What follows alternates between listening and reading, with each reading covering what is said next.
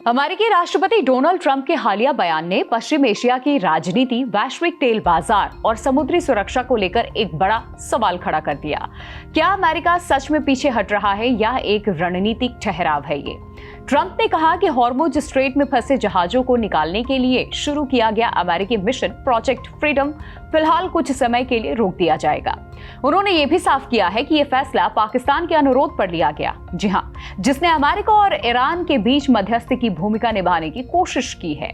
देखिए, पहली नजर में ये बयान एक डिप्लोमेटिक कदम लगता है, लेकिन इसके पीछे कई परतें हैं, जैसे सैन्य, आर्थिक और राजनीतिक, जिन्हें समझना आज बेहद जरूरी है। नमस्कार, आप देखना शुरू कर चुके हैं एबीपी लाइव, आपके साथ मैं हूं प्रिया। देखिए, सबसे पहले ये समझना जरूरी है कि हॉर्मुज स्ट्रेट क्यों इतना महत्वपूर्ण है। दरअसल ये दुनिया के सबसे अहम समुद्री व्यापारिक मार्गों में से एक है और यहाँ से लगभग 20% वैश्विक तेल और बड़ी मात्रा में लिक्विड नेचुरल गैस यानी कि LNG गुजरती है। जब ईरान ने इसी जल मार्ग को बंद किया तो इसका सीधा असर पूरी दुनिया की ऊर्जा आपूर्ति पर पड़ा। तेल की कीमतों में उछाल, शिपिंग कंपनियों का जोखिम बढ़ाना और फिर बीमा प्रीमियम का आसमान छूना, ये सब इसी संकट के नतीजे थे। ऐसे में अमेरिका ने प्रोजेक्ट फ्रीडम शुरू किया, जिसका मकसद फंसे हुए जहाजों को सुरक्षित निकालना और इस रूट को दोबारा चालू करना था। लेकिन ट्रंप का अचानक ये कहना कि मिशन को रोक दिया जा रहा है कई संकेत देता है। दरअसल एक तरफ वो ये कह रहे हैं कि ईरान के साथ बातचीत में काफी प्रगति हुई है, वहीं दूसरी तरफ अमेरिकी प्रशासन के दूसरे बड़े चेहरे जैसे कि विदेश मंत्री मार्को रूबियो और रक्षा मंत्री पिट हेग्सेथ लगातार ये कह रहे हैं कि युद्ध विराम अभी भी नाजुक और स्थिति पर करीबी नजर रखी जा रही है। देखिए, इस तरह के अलग अलग बयान ये दिखाते हैं कि अमेरिका के भीतर भी रणनीति को लेकर के पूरी तरह एक रूपता नहीं है।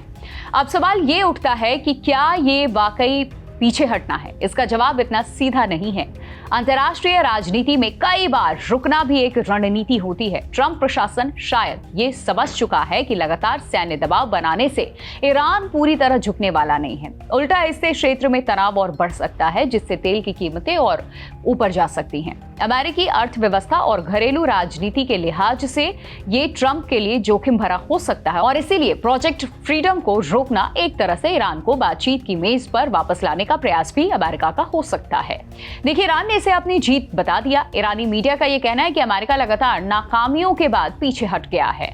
ईरानी संसद के स्पीकर ने भी ये कहा है कि मौजूदा स्थिति अमेरिका के लिए असहनीय है और ईरान भी अभी शुरुआत कर रहा है। और ये बयान बताता है कि ईरान इस संघर्ष को मनोवैज्ञानिक और राजनीतिक जीत के रूप में पेश करना चाहता है, ताकि घरेलू समर्थक मजबूत किया जा सके और अंतर्राष्ट्रीय स्तर पर अपनी स्थिति और बेहतर दिखाई जा सके। हालांकि जमीन पर स्थिति इतनी आसान नहीं है। हॉर्मुज स्ट्रेट में अब भी हमलों की खबरें आ रही हैं। ब्रिटेन की समुद्री एजेंसी ने एक मालवाहक जहाज पर हमले की सूचना भी दी। UAE ने भी ये दावा किया कि उसकी वायु रक्षा प्रणाली ने ईरान से आए हुए मिसाइल और ड्रोन हमलों को रोका है। वहीं ईरान इन आरोपों से लगातार इनकार कर रहा है और ये सब कुछ दिखाता ये है कि युद्ध विराम कागज पर तो है, लेकिन जमीनी स्तर पर तनाव अभी भी बना हुआ है। यहाँ एक और महत्वपूर्ण पहलू है, ऑपरेशन एपिक फ्यूरी। याद होगा आप सबको, ये अमेरिका और इजराइल की तरफ से शुरू किया गया सैन्य अभियान था, जिसका मकसद ईरान की सैन्य क्षमताओं और उसकी आर्थिक ताकत को कमजोर करना था। मार्को रूबियो ने यह दावा किया है कि ऑपरेशन अपने लक्ष्य हासिल कर चुका है, लेकिन अगर सच में लक्ष्य हासिल हो गए हैं तो फिर क्या प्रोजेक्ट फ्रीडम जैसे मिशन को रोकने की जरूरत पड़ती? और यही वो विरोधाभास है जो इस पूरी स्थिति को और जटिल बनाता है। दरअसल अमेरिका की रणनीति को समझने के लिए घरेलू राजनीति को भी देखना होगा। ट्रंप पहले भी एंडलेस वॉर्स के खिलाफ बोलते रहे हैं। अमेरिका में एक बड़ा वर्ग अब और युद्ध नहीं चाहता है, खास करके ऐसे युद्ध जो सीधे अमेरिकी जमीन से दूर हो, लेकिन जिनका आर्थिक बोझ देश को उठाना पड़े। अगर ये संघर्ष लंबा खिंचता है तो फिर ट्रंप को अपने ही देश में विरोध का सामना करना पड़ सकता है और इसीलिए एक कंट्रोल्ड डी-एस्केलेशन यानी नियंत्रित तरीके से तनाव कम करना उनके लिए राजनीतिक रूप से फायदेमंद हो सकता है। और ये चाल है अमेरिका की। पाकिस्तान की भूमिका भी यहाँ बड़ी दिलचस्प है।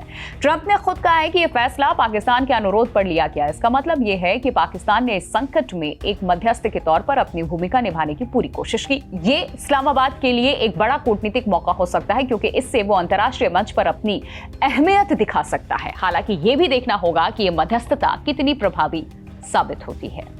अब बात करते हैं आर्थिक प्रभाव की। अगर हॉर्मुज स्ट्रेट पूरी तरह खुलता है तो वैश्विक तेल आपूर्ति सामान्य हो सकती है, जिससे कीमतों में स्थिरता आएगी। लेकिन अगर ये अनिश्चितता बनी रहती है तो बाजार में उतार चढ़ाव जारी रहेगा। शिपिंग कंपनियां और बीमा कंपनियां जोखिम के चलते अतिरिक्त शुल्क लेती ही रहेंगी, जिसका असर आम उपभोक्ताओं पर पड़ेगा। भारत जैसे देशों के लिए जो बड़े पैमाने पर तेल आयात करते हैं, ये स्थिति बेहद संवेदनशील है।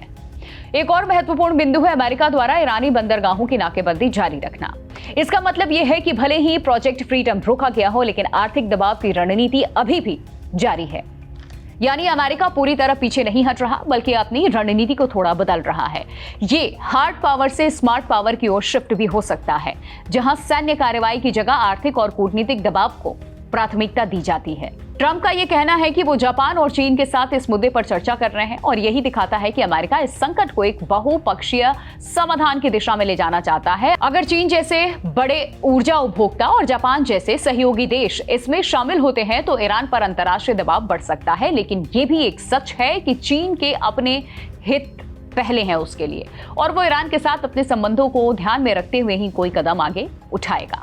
अब बड़ा सवाल है कि आगे क्या होगा। फिलहाल स्थिति वेट एंड वॉच की है। अगर बातचीत आगे बढ़ती है और कोई ठोस समझौता होता है तो ये क्षेत्र के लिए राहत की खबर जरूर होगी। लेकिन अगर हमले जारी रहते हैं और फिर विश्वास की कमी बनी रहती है तो ये संकट फिर से भड़क सकता है।